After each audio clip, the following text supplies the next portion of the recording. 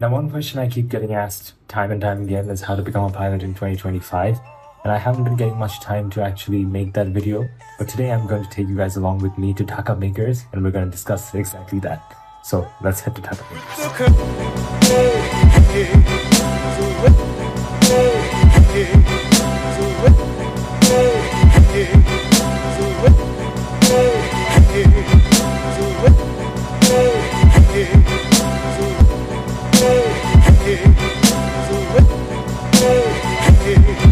Okay, so if you think this is the most bizarre video idea I've ever had, you are not wrong.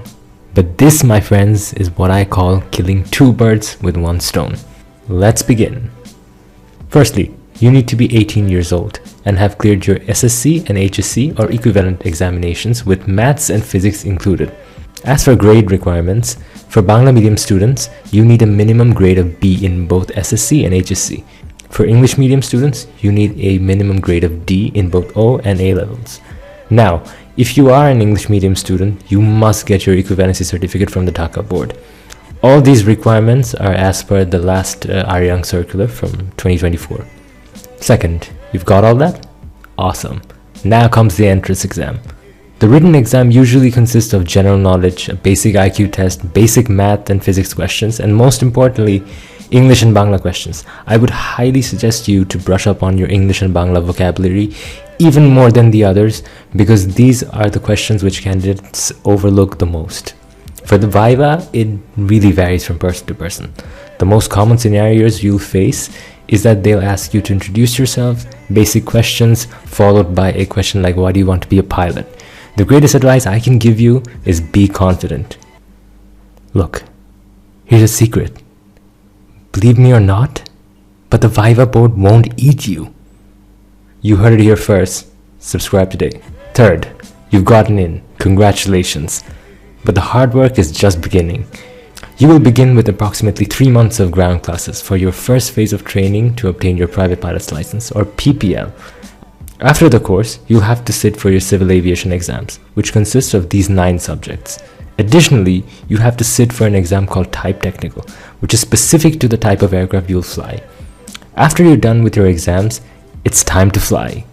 You'll be flying for approximately 40 hours. The biggest milestone on your road to your PPL is your first solo, a moment you will cherish forever. After which, it's a lot more of learning and failing, so don't knock yourself down. Once you're done with your PPL flying requirements and exams, you will sit for a Viva at the civil aviation under one of the designated check pilots. After clearing that, you will proceed to your flight check.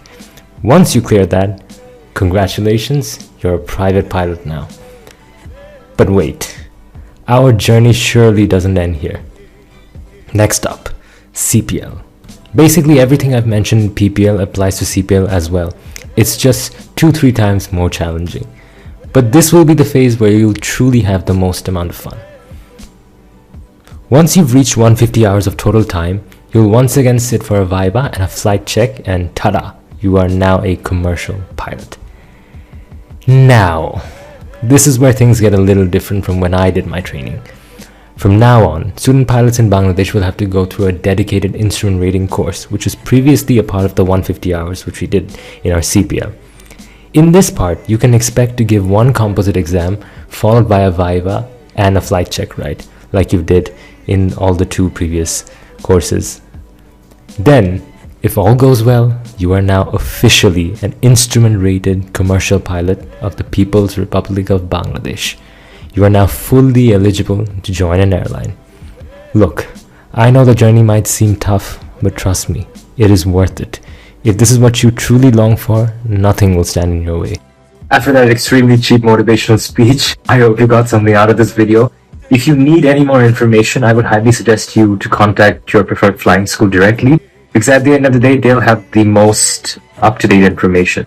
Since I'm no longer affiliated with any of the flying schools anymore, so I would suggest that you contact them directly, email them, call them directly.